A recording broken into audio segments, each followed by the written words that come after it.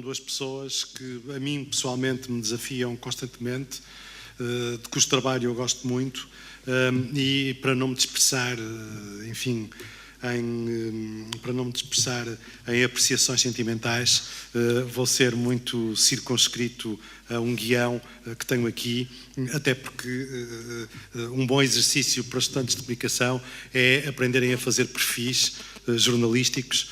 E eu digo-lhes que, e vou começar por me contradizer, a Manuela Azevedo, entre muitos talentos que tem um absolutamente extraordinário, que é ter nascido e viver em Vila do Conde, que é uma espécie de pátria dentro da pátria, tocada por muitos mistérios que vão desde um festival de curtas-metragens a ela própria, que é seguramente um dos grandes mistérios de Vila do Conde, que se vem descodificando lentamente no tempo.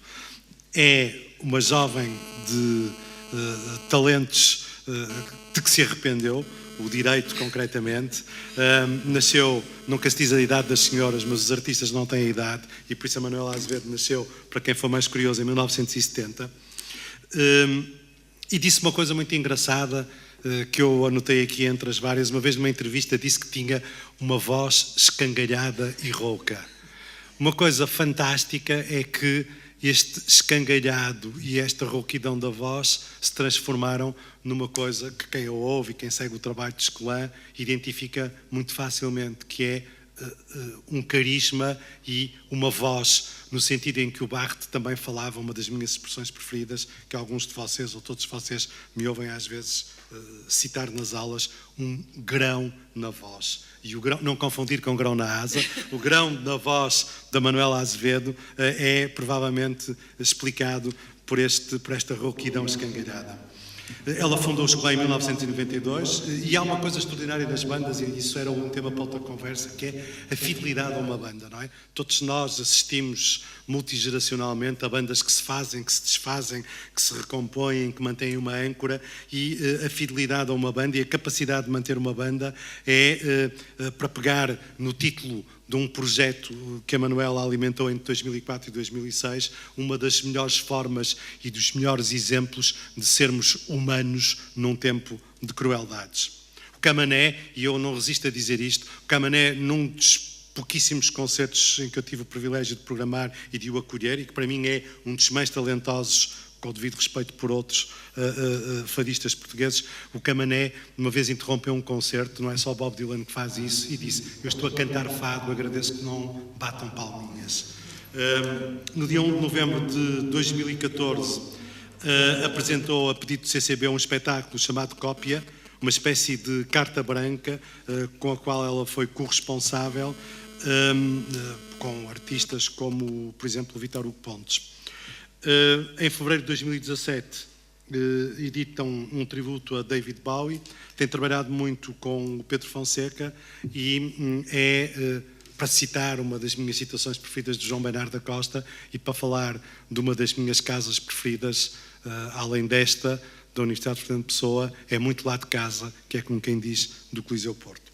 O Pedro Santos Guerreiro nasceu em Lisboa, mas eu sei, até porque descobri outro dia uns companheiros de escola dele, que foi em Viseu que cresceu e que deu os primeiros passos em rádios piratas. Isto é uma expressão fantástica, rádios piratas, adoro esta expressão que já tem um sabor quase oitocentista, embora seja mais do século passado.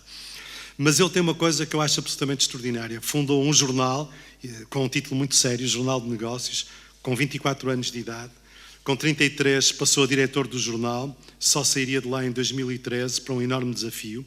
Licenciou-se em gestão, eu não sou de gestão, como sabem, mas numa universidade que eu acho uma super universidade também, que é a Universidade Nova de Lisboa, e ele participa regularmente em órgãos de comunicação social, como colunista. Só porque estamos aqui num curso de Ciências de Comunicação, para meter nojo, como se diz, e eu vou dizer, olha, o Pedro Santos Guerreiro colaborou em canais de televisão como a CNN, a BBC, a Al Jazeera, em rádios como a Monóculo 24, na BBC Rádio, colaborou no Taguardia, no El País, no Monóculo, no ABC e no Globo. E não vou continuar.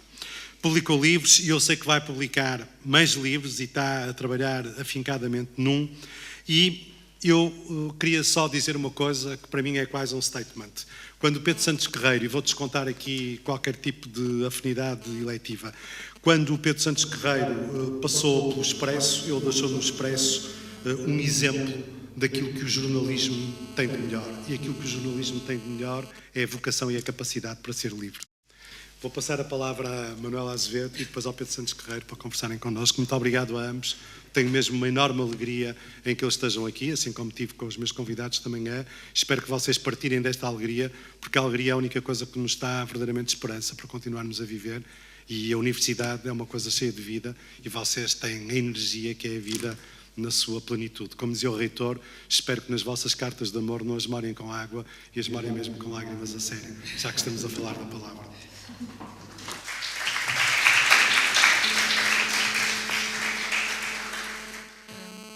Quando eu recebi o desafio e o convite de vir passar um bocadinho desta tarde convosco, era para uma conversa.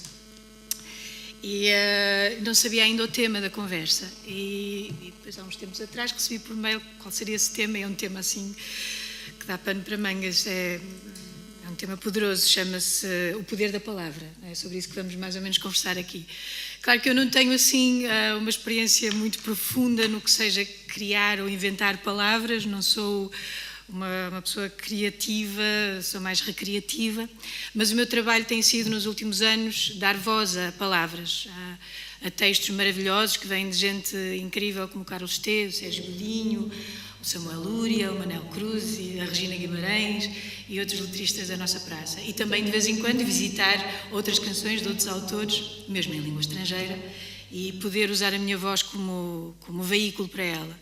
Portanto, do que eu vou tentar falar aqui, mais ou menos, é de como é que a palavra se modifica quando não é só dita ou não é só lida, mas é associada a essa coisa que é o canto, ou mesmo mais do que o canto, a presença física de alguém que projeta essa palavra, que a interpreta, como acontece, por exemplo, no teatro ou mesmo no cinema. E aí há, de facto, uma alquimia estranha que acontece e que tem sido a delícia do meu trabalho durante estes anos, que é perceber qual é a temperatura certa para se cantar uma palavra, como é que uma pessoa consegue, usando o desenho melódico que foi composto por alguém, estando acompanhada pelo ritmo que está a ser tocado pelos meus companheiros músicos, como é que a minha voz rouca e escangalhada pode dar a temperatura certa e a leitura correta e mais expressiva daquilo que quem escreveu a letra quer dizer. E isso é sempre uma lição e um trabalho apurado, de tentativa e erro, muitas vezes. São vários os takes, como a gente costuma dizer, as gravações que se vão fazendo até se encontrar aquela que nos parece ser a expressão mais certa para aquele texto. E como ouvinte, há muita coisa também que eu fui aprendendo dessa arte de cantar e que me faz reconhecer em determinados cantores essa excelência, essa qualidade certa de escolher a temperatura, o volume, o timbre para se articular aquelas palavras. E é isso que é de alguma maneira aquilo que tem alimentado esse trabalho constante de fazer canções, de as gravar, de as levar depois ao palco. Porque há de facto alguma diferença entre dizer uma coisa e cantá-la. Não queria puxar a brasa à minha sardinha, mas vou ter que puxar. Há uma canção dos Clã que se chama Problema de Expressão e que num dos seus versos diz que é bem melhor, é difícil dizer a palavra amor, portanto melhor é cantá-la. E de facto há alguma diferença nisso, porque associar uma coisa difícil de explicar ou difícil de exprimir a um desenho musical faz com que ela se torne mais forte, mais clara, mais impressiva. E pronto, para vos dar assim um exemplo mais concreto disso e sem usar uma canção dos Clã, vou usar uma outra canção que é belissimamente interpretada por uma das minhas cantoras de jazz favoritas, a Billie Holiday, e que há uns dias atrás eu ouvi na TSF, numa daquelas coisas de playlist. E é um texto incrível sobre uma coisa violentíssima, só que eu vou ter que ir buscar o meu telemóvel para não me perder na letra. E o que vos vou pedir é que tenham alguma paciência e tentem perceber o exercício que eu estou a tentar fazer com isto. É uma letra muito violenta, na verdade,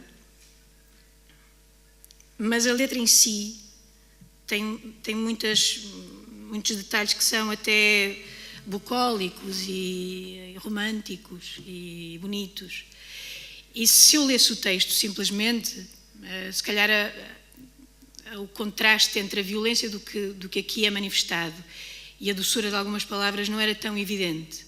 Agora, o facto da canção ter sido escrita com melodias muito bem desenhadas, em que cada expressão vai aparecendo aos poucos, de uma forma meio em suspense, faz com que o impacto de cada coisa que vai surgindo, de cada ideia que vai surgindo, seja mais impressiva e chegue mais fundo a quem está a ouvir. Eu imagino que todos, com certeza, dominam o inglês, não é? Se não for a primeira língua, é a segunda. Pronto. A canção chama-se Strange Fruit. Alguém conhece? Pronto. Então depois vocês pesquisem, porque há gravações no YouTube da senhora a cantar isto e é magnífica. Pronto. Então eu vou tentar cantarolá-la.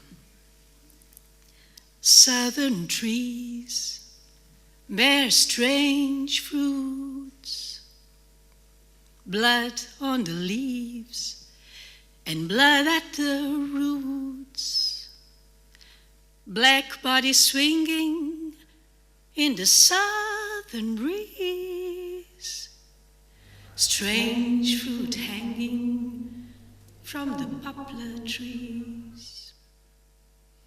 Pastoral scene of the gallant South, the bulging eyes and the twisted mouth, scent of magnolia, sweet and fresh, then the sudden smile of burning flesh.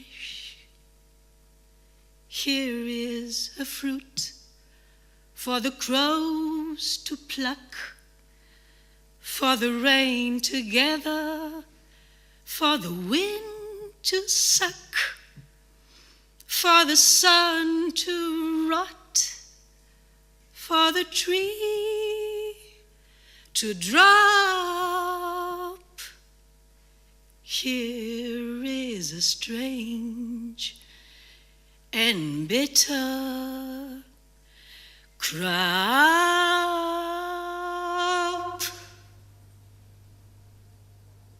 É só isto.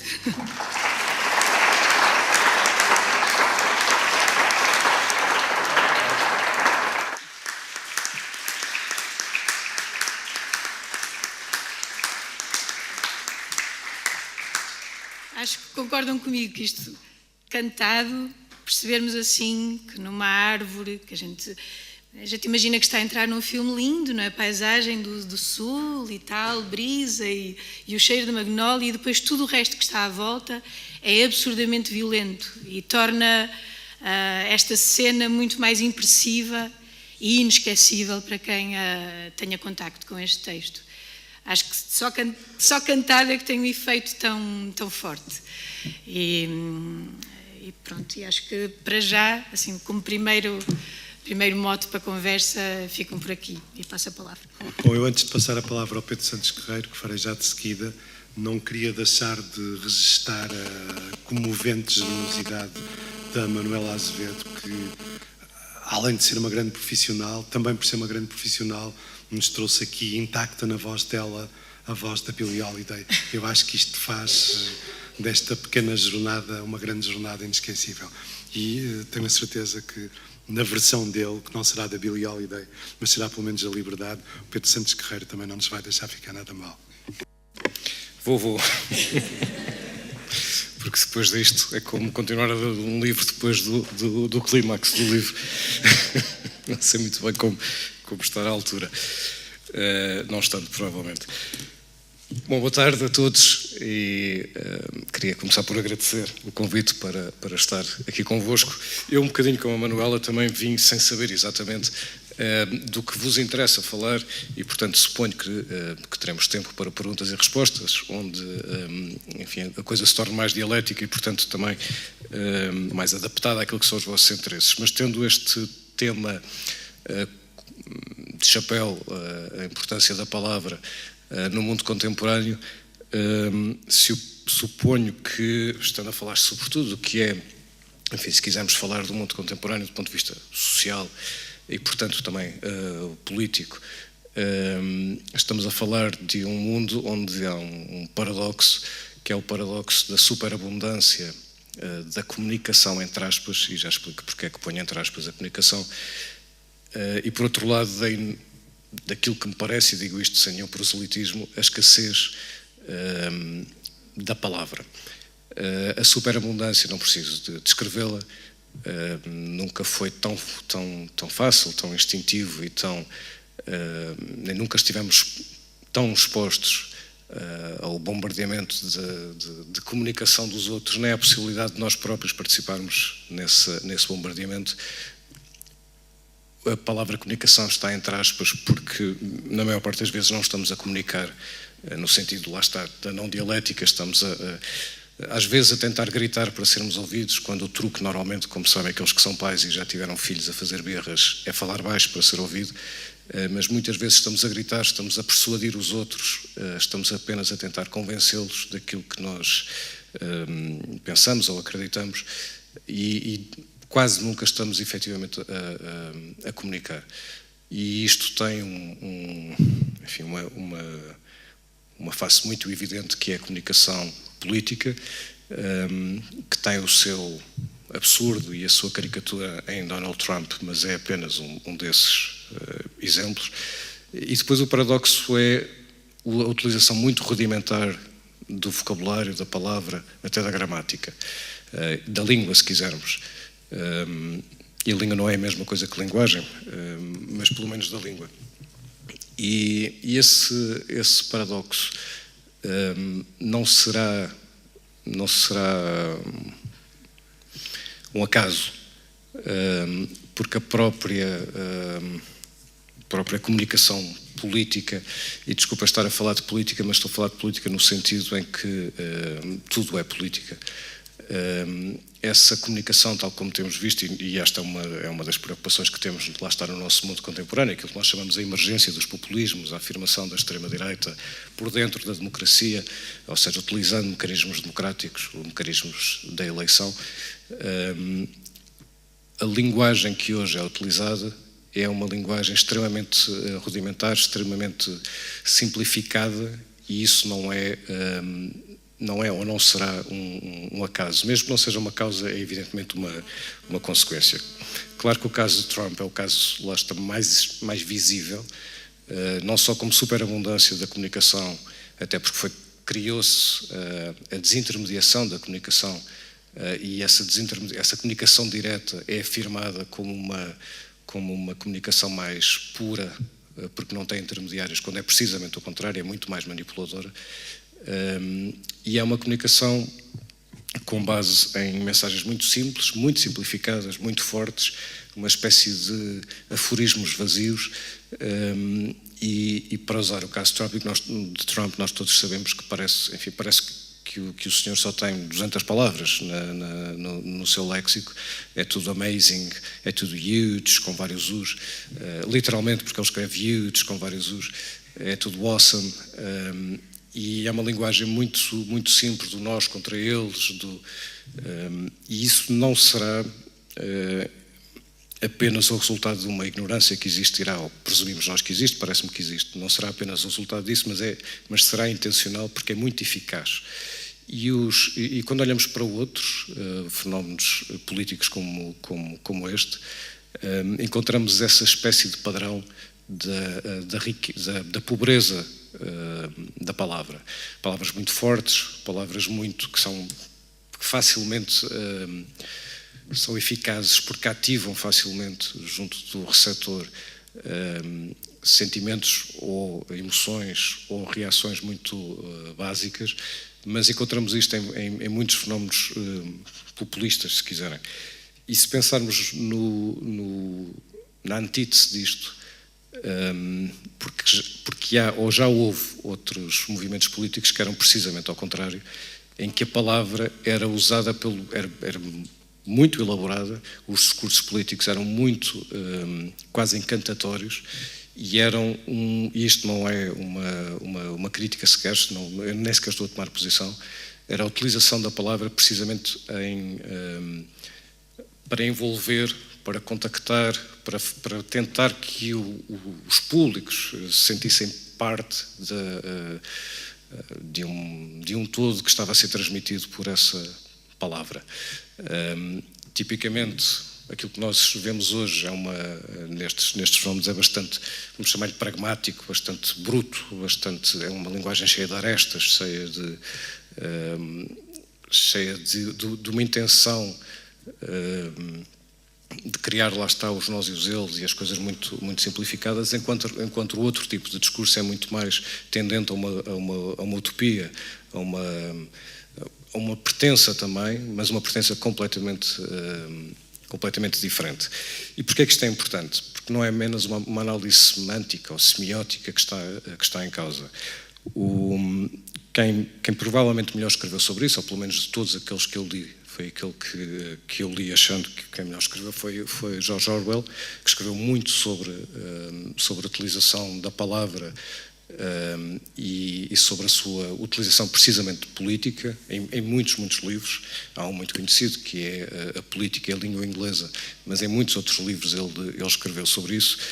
E quando, enfim, no 1984, que é um livro que voltou a ser muito vendido precisamente por causa de Trump, quando nós ouvimos falar ou quando lemos sobre a nova língua, para quem não leu o livro, na criação da nova língua há uma elaboração de um dicionário, e é um dicionário que pretende ser uma espécie de pureza da linguagem, e nesse dicionário o exercício é o de destruir palavras, não é o de construir palavras, ou seja, é ter um número cada vez mais reduzido de palavras ao dispor. E eles próprios assumem, porque quanto menos palavras houver, menos pensamento haverá. E isto é assumido por quem está a escrever esse dicionário. Tanto que são dados exemplos, como, por exemplo, a palavra bem e mal. E é escrito no livro, não é preciso a palavra mal, basta a palavra bem e depois desmultiplicar com sufixos ou com prefixos essa palavra.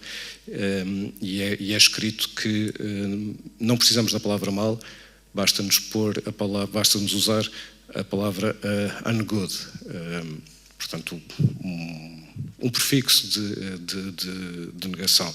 E não é preciso dizer excellent, basta dizer double good. E eles assumem isto. Ora, se pensarmos, isto é a nova língua, não é? Que é usada neste livro. Orwell morreu em 1950. E se pensarmos quando nós próprios dizemos, para dar alguns exemplos, por exemplo, em verdade, parece, em vez de mentira, parece extraída deste exemplo de Orwell. E se pensarmos no que é hoje a nova língua, e temos tantos casos, quer dizer austeridade, não é? Em vez de dizer despedimentos, ou dizer nas empresas há sempre reestruturações, nunca há despedimentos. Por aí fora, os exemplos são muito semelhantes no seguinte sentido, são quase sempre eufemismos. São quase sempre formas indiretas de tratamento da língua, mas o que mais me interessa aqui é a extinção da palavra ou a destruição da palavra, precisamente porque ela significa uma extinção do pensamento. O Nietzsche escreve que num texto a falta de estilo é perdoável, a falta de pensamento nunca é perdoável. E, portanto, se a extinção da palavra significa a extinção do pensamento, ou conduz para a menorização do pensamento, então o contrário também é verdade, que a utilização da palavra, da riqueza de cada palavra, e já podemos falar mais sobre isso, sobre o que é a palavra, e sobre a precisão de cada palavra e a riqueza da palavra, então quanto mais soubermos sobre a utilização e o mistério de cada palavra, então também estaremos muito mais habilitados para o pensamento. Ora, o que é que as ditaduras fazem, ou o que é que as ditaduras faziam, o que é que as ditaduras gostam? Gostam de povos ignorantes e analfabetos. Precisamente porque quanto mais ignorante se é, menos se pensa, menos pensamento próprio se tem. Nós hoje nós vivemos em democracias no mundo ocidental, portanto hoje a utilização da ignorância já não é pelo fomento do analfabetismo, já não é pela redução da escolaridade mínima obrigatória, já não é dessa maneira que é feita. É feita através da manipulação em larga escala, e é feita usando a palavra e procurando disseminar a pobreza da palavra e o que ela irradia ou não irradia em cada um de nós, que deve ser sempre, evidentemente, o pensamento próprio e não colarmos ao pensamento de qualquer um dos outros, por mais referencial que isso seja.